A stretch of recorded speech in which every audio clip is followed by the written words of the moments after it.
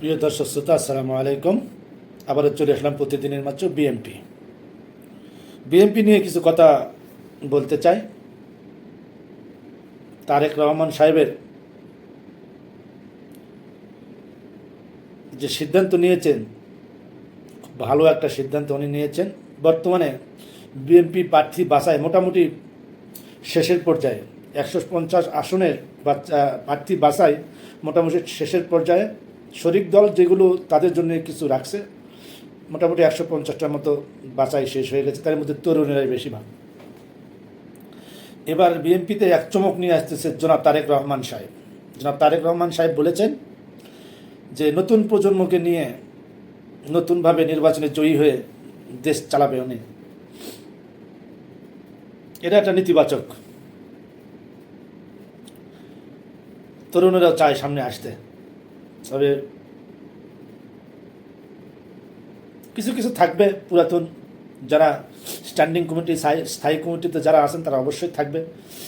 এবং বর্তমানে বিএনপির পজিশন অনেক ভালো। আমরা ধর্মের ভিত্তিতে রাজনীতিতে কোনো বিভাজন চাই না, করব। আমরা যেন একটা গণতান্ত্রিক প্রক্রিয়ায় উত্তরণ করতে পারি খুব সুন্দরভাবে, সেই জন্য আমরা সবাই মনোনিবেশ করি।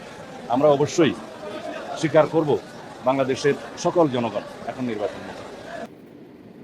রাজনীতির খেল ভাই বম্বরের কাটার মতো, ঠিক আছে। বর্তমানে জামায়াতে ইসলাম বর্তমানে ওনার জনগণ ওনাকে তেমন আর চাইতেছে না। দেখছেন এক সপ্তাহের মধ্যে চেঞ্জ হয়ে গেছে জামাতের। তারই মধ্যে এক নম্বর কারণ হলো, জামাত যখন প্রধান উপদেষ্টার সাথে সফরে গেছেন জাতিসংঘের, বিএনপিও গেছেন, এনসিপিও গেছেন, এতে করে জামাতের রাজনৈতিকভাবে অনেক ক্ষতি হয়েছে। কারণ এটা দেশের জনগণ ভালোভাবে নেয় নাই।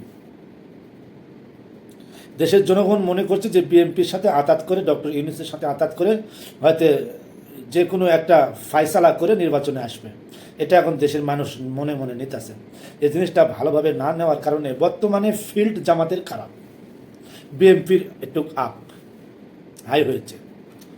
তবে গ্রাম পর্যায়ে বিএনপির অনেক ভালো পজিশন আছে। সিটি এবং সিটি শহরগুলোতে বিএনপির পরিস্থিতি আগে থেকে ডাউন হয়েছে।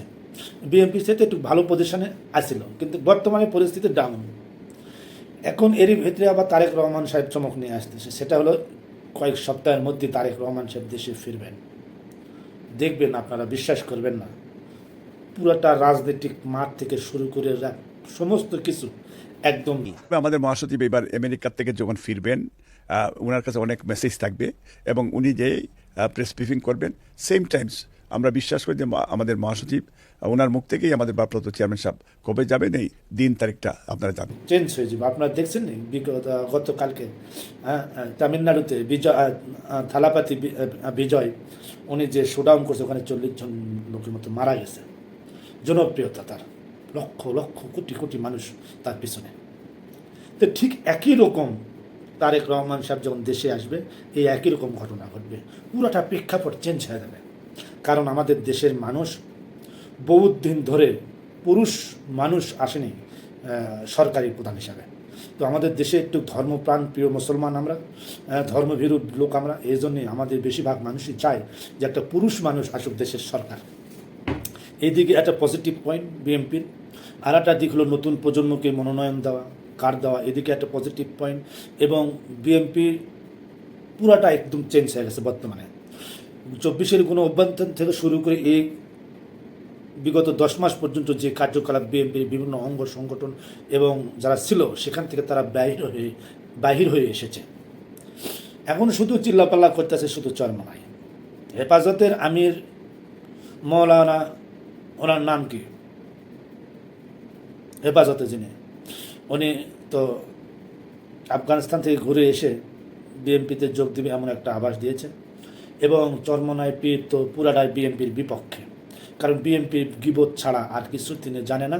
আর ইসলামের দোহাই দিয়ে নির্বাচন করতে চায়।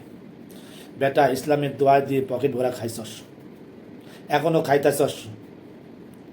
বলে বিএনপি নাকি চাঁদা পাস। তাহলে তুমি কি কুরবানির টাকা, দানের টাকা, পানি পড়ার টাকা, মাদ্রাসা মক্তবের টাকা, আপনার বুকে হাত দিয়ে যদি বলতে পারেন আপনার শরীরের মধ্যে হারাম টাকা নেই,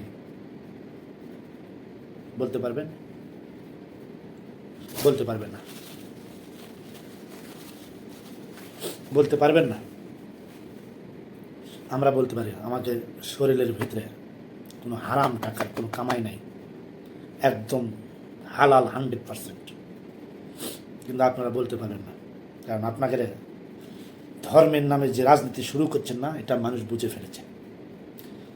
1987 সাল থেকে রাজনীতি করছেন না, একটিও আসতে পারেন না পার্লামেন্টে, এবারও পারবেন না, কারণ একটাই হিংসা।